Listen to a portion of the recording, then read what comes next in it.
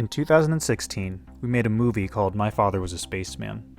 It was my big project for the final production course I took at Portland State University, so it essentially was a thesis film. The movie was inspired by movies like Interstellar, Contact, and The Oregon Coast, which is, just an hour away from where we live.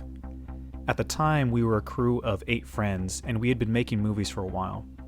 By the time we made Spaceman, we had made around 11 short films and 1 feature film. We had found a process of working and collaborating that worked really well.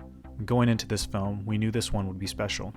What we didn't know was that this film would ultimately be the culmination of the first 3 years of our filmmaking journeys. We put all of our technical expertise into this film, but we still pushed our own boundaries.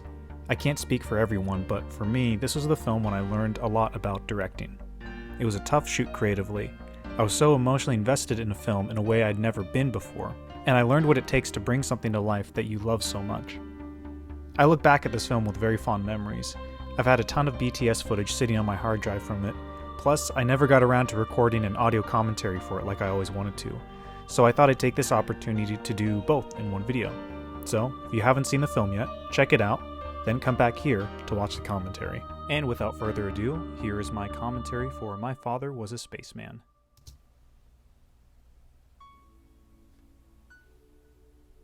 So here, you'll see our old school caramel shark logo, but with a space twist on it. That design was made by our good friend Amelia Bones, who designed our current incarnation of our Doom Productions logo. They're an awesome animator. Lots of cool graphic design work. But here we have our lead character. I think it's Alex.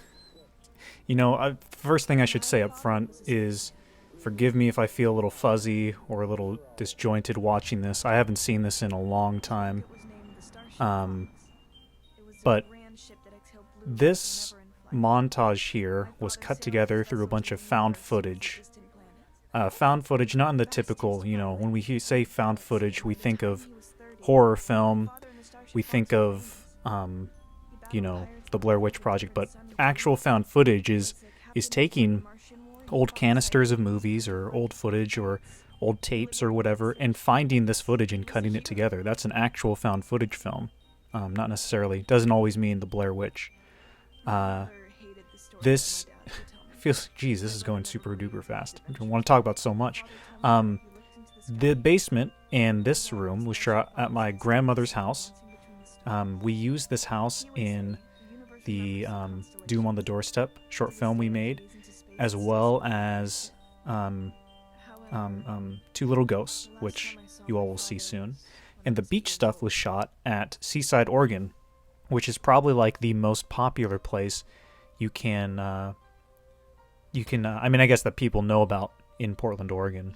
I'm not happy with this shot. It seems so weird, and the one with the letter, it felt very disjointed. I don't think it fits in stylistically with the rest of the movie. But we used a special lens on this one. It was a super wide angle lens that we had, and I think it was shot on the Canon Rebel T4i, I believe. For most of these shots, when we're on Alex, played by Morgan, by the way, who's also in Doom on the Doorstep, for most of these shots of her, she shot with the fisheye distorted lens because her character is seeing the world in a different place, obviously. Her perspective was very different and potentially skewed, so we chose to shoot her on the wide angle lens. So you can kind of see that distortion around the corners of the frames here. Around the edge of the movie and all that, or edge of the frame.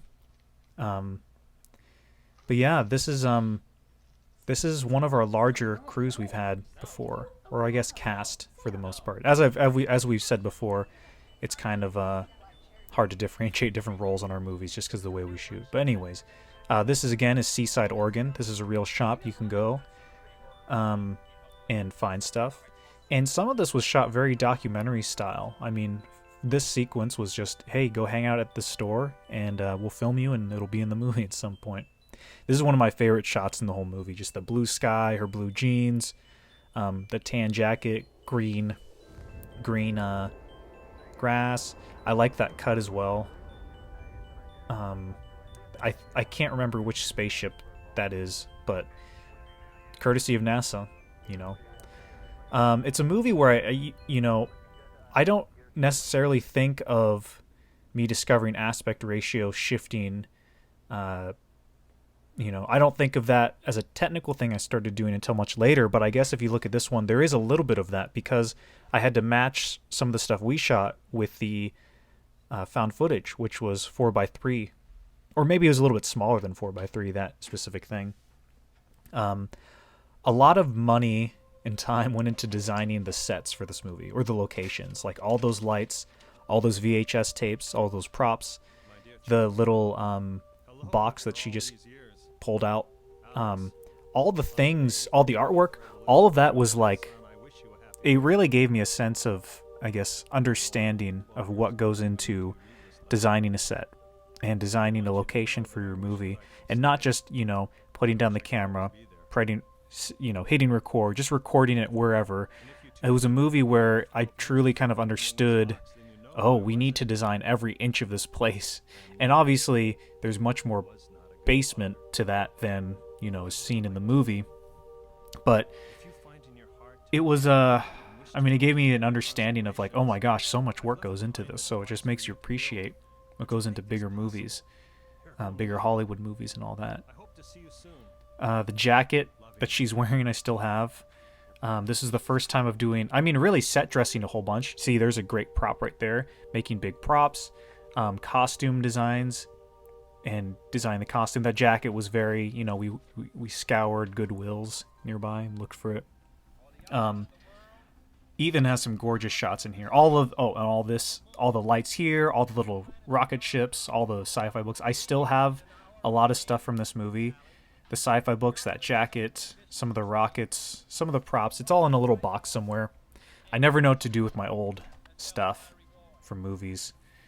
So this montage is fun, but it's also a little bit ridiculous.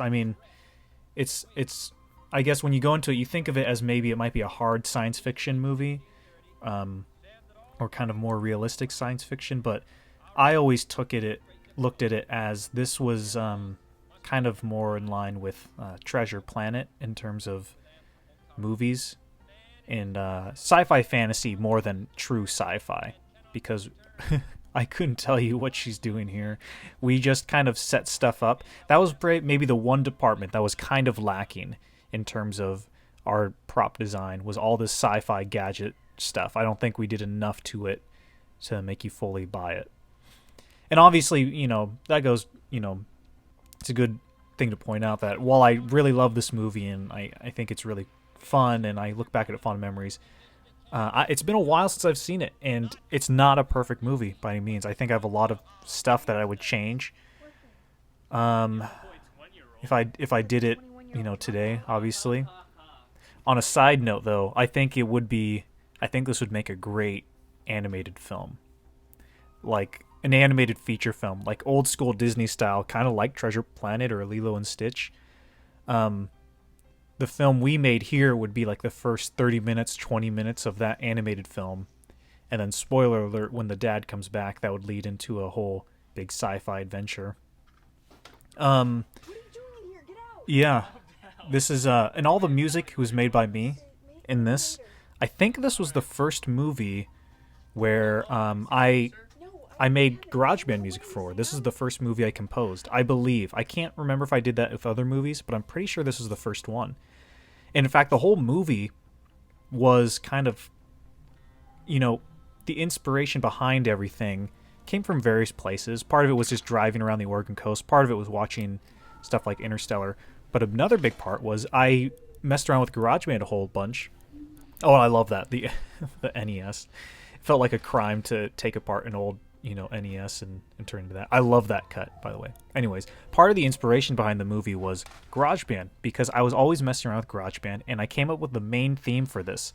And I was like, I really like this piece. I got to put it in a movie one day. I don't know what, but I'll just hang on to it. And then when I got the idea to do this, I was like, oh my goodness, we could use this. And it kind of, in a beautiful way, worked out influencing, our filming of it, and how it all came together. So all the music you hear in this movie, I did in GarageBand. Again, I think it's the first one, and that was another case of I this was the first movie where I learned, how do you score to a movie, a scene? Because prior to this, I had just, taken a track, whether it be copyrighted or not, or something off of Kevin MacLeod or whatever, and just, dropped it in, chopped it up. But this was a great moment where I was like, wait, I don't have to cut up my music. I can just make my music tailor fit the movie. And now this is the best looking prop maybe we've ever had in a movie. It was made from an old guitar pedal. I had an old homemade guitar pedal, and I believe the outside was designed by Ethan, and the inside wiring and soldering and all that was done by our friend Ian Bishop. Not Ethan, but Ian Bishop. That was another friend. So Ethan did the outside. I think Ian did the inside to make those lights actually work. And I still have it. A lot of it's sold through the sound effects, I think. This was a great shot that Ethan came up with here. This wasn't boarded or anything. This was just, he, on the day of, he was like, hey, we should get the shot. I was like, okay. And then there it is in the movie. Perfect example of why you should listen to your collaborators and not shut down all their ideas. More often than not, I try to listen to people's ideas on our movies because, worst case scenario, we film it and it doesn't work. Best case scenario, it's the best thing in the movie and the thing people can't stop talking about. And as the director, you're in charge of taste making, and people will come to you with choices and options and decisions to make, and your job is to stick your finger in the stew and take a taste and say yes or no, and then get all the credit for it. I'm joking. But, that's kind of how we talk about directors, it seems. But, yeah. So, the voice is done by Rich McElroy, who will appear in The Bell Rings, and we've worked with a whole bunch before. Ace, our friend, plays the sibling character of Alex. And their performance stuff between Ace and Morgan, and the two of them and siblings, that was some really fun directing stuff that I got the chance to do between them. I think this was also another time. This is the first movie I was really I looked at directing as a thing I could really, I don't know. Before then, it'd just been friends. We memorized lines. We did it. I direct on set and all that. I think this was the first movie where I sat down with the performers and actors and said, hey, this is what we're going to do. These are my ideas. I think I met with the two of them a couple different times prior to filming. And in fact, we had a huge cast meeting before this, a big, not a read through, but a kind of talking through the story through a scriptment pitch document that I had made. And I think if you look at all the stuff we did prior to Spaceman and then you look at Spaceman, there's such an obvious difference in the performances, I think. I think the performances are a lot better in this movie.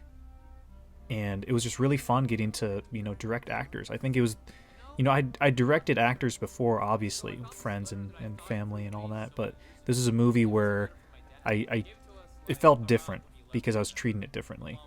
And that was really fun. And what was great about all the beach stuff, all of it, including the ending of the movie, was shot in one day. And we were very lucky to get footage where, it was bright and sunny and blue skies, then it was overcast here, and then it was night, and it was kind of wet, and then it was night and it wasn't wet. It was really, we were lucky to get a nice variety of weather on this movie, on the shoot. Because again, it was shot all in one day, the beach stuff. I think the movie was shot over a course of 5 days, I want to say. Or maybe it was 10 days. I can't remember exactly. I want to say it was like 2 separate weekends that we shot and then 1 day at the beach. So I guess that would be about 5 days or so. Performance here is excellent. Morgan is a great actress. Really, really, just wonderful performer, great actor. Um, and it was one of those, again, one of the first times I was blown away by a performer on set, of being like, wow, you just, did that. That was awesome. Do it again. And this was,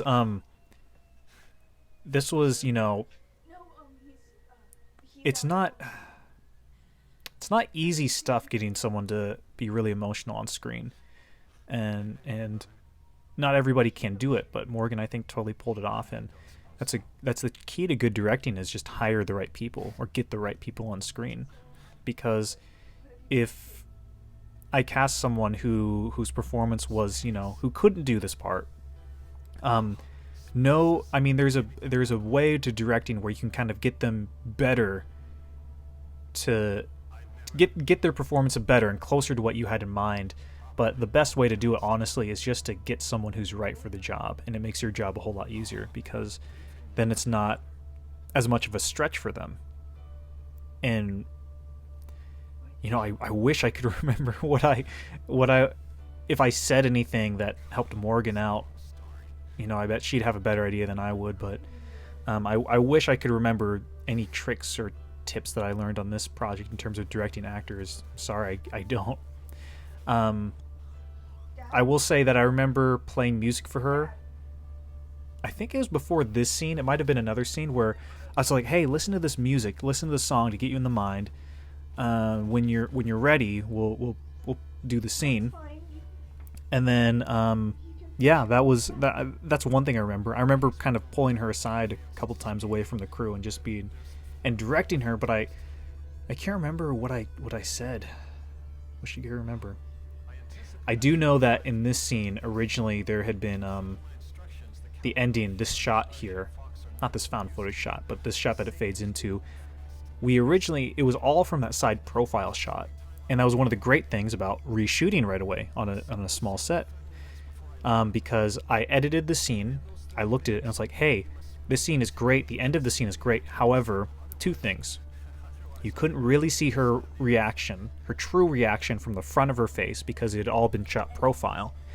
And also, it ended with her having a true kind of breakdown and breaking down and crying, which was a great performance, and I ended up using that later on in the movie. But at this point in time, it just wasn't right. It was just too much crying after crying, emotion after emotion. And, that's all well and good for some movies, but for this one, we wanted it to be a little bit more... plant those moments, those emotional moments at specific points. And right here, we thought, rather than crying scene, angry cry, then sad cry, and then happy, we thought it'd be better to end, or I thought this would be better to end on a happy note, so she smiles at the end. And it also adds a little bit more nuance and dynamic range to the performance in the scene as well. Sometimes realistically, it might make more sense for it to be sad and crying, but, you want to emotionally, you want to space those out throughout your movie so it doesn't overwhelm the audience necessarily. This is a sequence that I this was directly inspired by Primer. Or not Primer, Upstream Color, Shane Carruth's movie, where the siblings have this conversation, and it cuts back and forth between them having the same conversation, but in two different spaces in time. And it was just an interesting thing that I thought would have a cool effect. I didn't necessarily, think about the real life implications or the realistic implications of that, of how people would interpret it, but I thought the effect of having these two people cross-cutting between the beach and the house, I thought that'd be a really cool effect on this argument. And I guess after looking back, I guess it makes you question the reality, what's real and what's not real. It's a weird stylistic choice. I love the costumes, by the way, just those white t-shirts. Sometimes you don't need an elaborate costume. Just white t-shirts look good against a blue sky. But yeah, I was definitely inspired by Primer. Or not Primer, Upstream Color. Shane Carruth's movie. And we shot this argument a whole bunch. By the end of the shoot, I think these two were sick and tired of doing the same argument over and over and over again. And you know, it's a fun scene. I like the music for this scene too. I think it's a lot of fun. Um, yeah. Sorry, I'm just watching the movie now. I think I think yeah, this arguing and fighting, I think cutting back and forth, it adds a weird, I mean, I don't quite know how to describe the effect that it has, but it definitely has an effect on the scene, ups the stakes. We did this when the thing breaks. We did this a couple times, and we still kind of keep things family friendly for the most part. We don't swear a whole bunch in our movies. And I think we were doing the scene, and Morgan was just like, she was doing great, but then on the last take, she's like, "Can I do it again? And can I swear on this one?" And I was like, "Yeah, sure, why not?" And she did it, and she was right. Felt good, felt natural and right. All of the bedroom stuff I just love in this movie. The cinematography, the narration, as well. I totally forgot to talk about the narration. The narration, we had access to PNCA because Amelia was going to school at PNCA, and they had an excellent sound recording booth. So we recorded all the narration at PNCA after a long night of shooting, which, side note, we had something like an 11 or 12 hour day of combined shooting and narration. And then when I drove home after doing the narration, that's when Amelia called me and was like, "Yo, Drive Mr. President is gone." Which, if you know that story, but if you don't know, then, just, we'll explain it another time. This is that emotional breakdown that originally was after her talking to her dad for the first time, but I put it here because it just felt better to be right there.